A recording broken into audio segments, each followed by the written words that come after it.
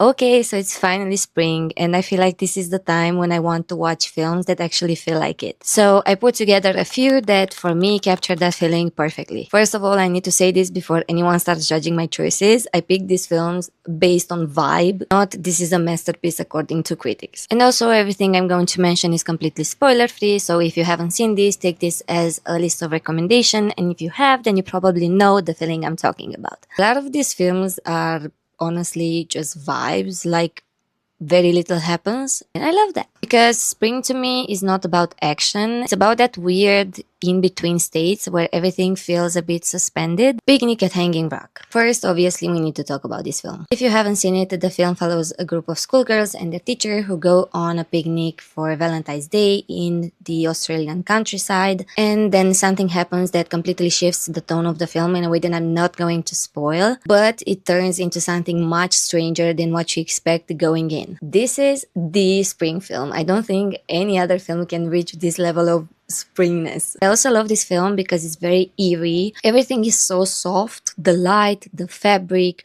the way the girls move. The entire film feels like a fever dream. And I think what makes it so powerful is that the film never explains itself until the end. It doesn't try to resolve the mystery, it doesn't try to guide you, it doesn't give you emotional closure. It just leaves you there, and I think that's a bold choice. The setting also does a lot of that work. Nature in this film is really present, but it's not comforting. It's beautiful, but it's also indifferent, if it makes sense. You have this enormous rock that feels like it's watching them, that feels alive, and it's really ancient. And the white dresses, the white dresses are everything. They already make the girls feel like ghosts. I don't know, like they don't belong to this world. This also helps a lot with that eerie feeling. It's one of those films that doesn't just show you spring, it shows you that unsettling side of it. And this is exactly why I think it's a cult classic and people keep coming back to it, because it embodies that eerie, dreamish atmosphere, that vibe that you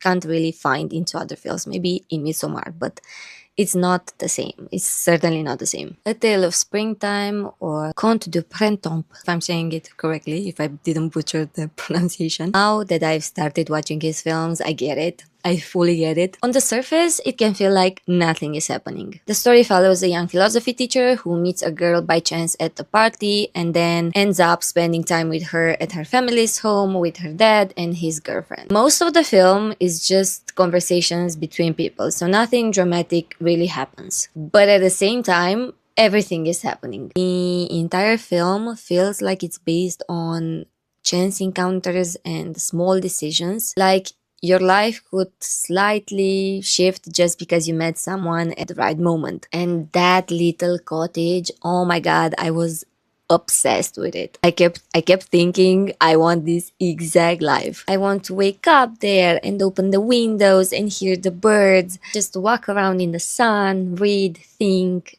exist. It's such a quiet film, but it feels incredibly alive because he lets conversations breathe. He doesn't rush anything. He trusts that the audience will stay, a thing that is very lacking in modern films, I think. And even the way people talk feels different. It's slower, more natural, it's not rushed, it's not like the film is trying to entertain you, like in the traditional sense. I guess people just had more of an attention span. And the clothes, oh my god, I love the clothes so much. Especially Natasha's denim costume. Iconic. Moonrise Kingdom. Oh my god, I love this film so much. It's about two kids who run away on a small island together and the entire community ends up looking for them. So you have this very simple story, but it's actually more about how they see the world than what actually happens. I know it's cliche at this point to say that you love Wes Anderson, but I don't care. He deserves it. His aesthetics are just unmatched for me. And yes, technically, this is a summer film, but I will stand by this. It works perfectly as a spring film too, because it has that transition energy. The whole story is about escape, about leaving something behind, and stepping into something new and unknown, and that just screams spring. And the light, I have to talk about the light. Everything is drenched in this warm golden tone that feels almost nostalgic, even if you've never experienced anything like it. That's specifically why I love this film so much. It's like a memory of a childhood, but that didn't happen to you. And I think this is what makes it so comforting to watch it in spring. It gives you this sense of possibility, and you have all these quirky characters that you cannot help but get attached to. Marie Antoinette.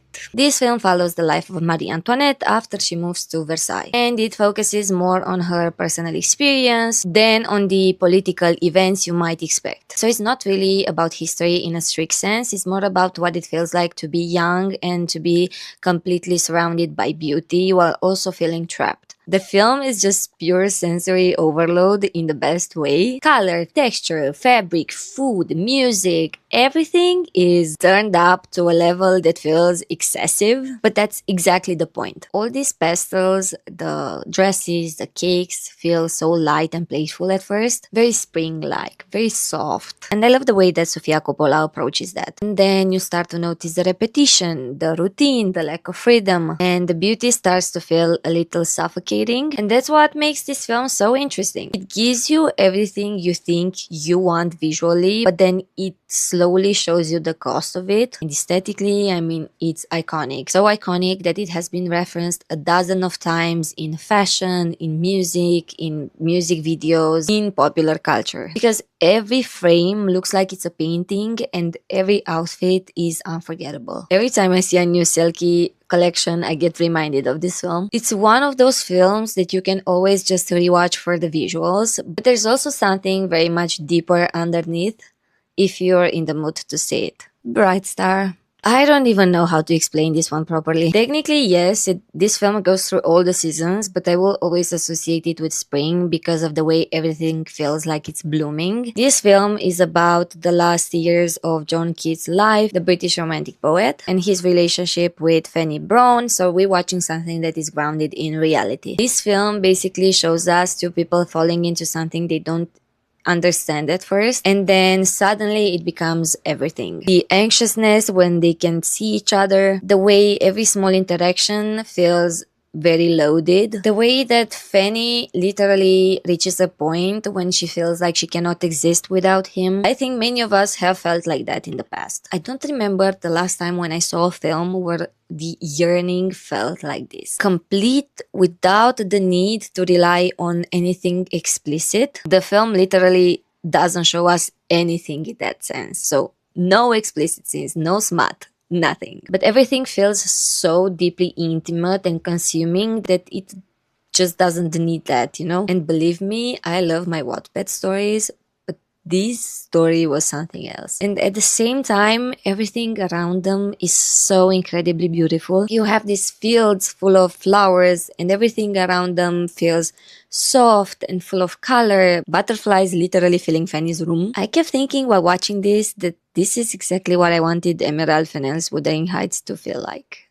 Unfortunately. This is the kind of emotional obsession that I wanted to see between my lead characters. Obviously, I cried watching this, but this is not like an ugly cry. It's not that kind of film. More like you finish the film and you just sit there and then it hits you. And I think if you're in that early spring mood where everything feels a bit more emotional than usual, when you're more open, more sensitive, more aware of things, this is exactly the kind of film that fits that state. Okay, next one is for my horror people, and more specifically for my folk horror people, because that's my favorite kind of horror. The Wicker Man. The original one from 1973. Obviously, we are not acknowledging any other version. The Wicker Man walked so Midsommar could run. The basic setup is pretty simple. A police officer goes to this remote island off the west coast of Scotland to investigate a missing girl, and then realizes that everyone there is behaving a little bit off, to say the least, because the film doesn't feel like a horror film at all at first. It's bright, it's colorful, people are dancing, there are flowers everywhere, the sea looks beautiful, you have literal maples and ribbons and songs, and you're like, wait, am I watching a musical? The film is so weird specifically because it has that whimsical element. We have animal masks, naked women dancing, children singing and dancing, which only adds to the eerie feeling of it all. Here's what the director said about this film. It's a black comedy. We got this wonderful headline review very early on, the Citizen Kane of horror movies. You couldn't disown a review like that because of the Citizen Kane part. We became stuck with the horror film tag, which makes sense because at times it does feel absurd. I love the fact that everything is out in the open and everyone is completely at peace with it. There's this strong sense of community, of ritual, of people doing something they genuinely believe is right, and that's exactly what makes it so unsettling. And I do think spring is the best time to watch it because one, it literally happens in May and revolves around May Day, and two, it takes everything we associate with beauty and rebirth and twists it just enough to make it feel uncanny. A Room with a View. This is based on E.M. Forster's novel, who also did Maurice, and is directed by James Ivory, who also directed Maurice. So if you like that whole soft, emotionally repressed but also slightly chaotic British energy, this is exactly that. The story is set between Florence and England, and it follows this young woman called Lucy who goes on this trip to Italy and then comes back home, and it's really this story about her navigating what she's expected to want versus what she actually wants. I saw someone on letterboxd calling this the original Rory Gilmore, and this is exactly the feeling. That's very accurate. There's that same mix of curiosity, romantic confusion, being a little naive, but also aware enough to question things. Also, Rory literally shows this film to Lorelai after she comes back from her Europe trip with her grandma, with Emily, and she calls it her homemade video, I think. And honestly, it makes so much sense if you've seen it. Visually, I think this is one of the most beautiful spring films I've watched after Picnic at Hanging Rock, but they are completely different. Florence looks unreal. The light, the buildings, everything feels warm and alive. And then when we go to England, the interiors are just insane. We have this house and the way the rooms are decorated and the gardens, everything feels so detailed and lived in. And the costumes, oh my god, Lucy's dresses are just perfect. This film has that lush, dreamy atmosphere that looks very inviting. It's like a painting you would want to live in. And also Daniel Day-Lewis as Cecil in this film.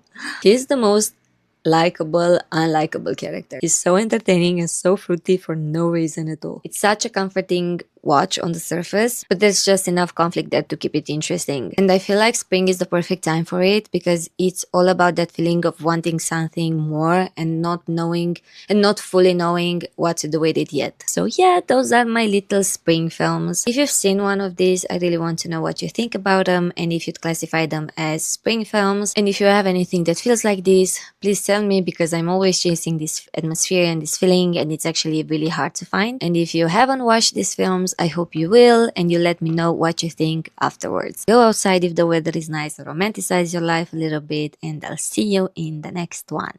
Bye!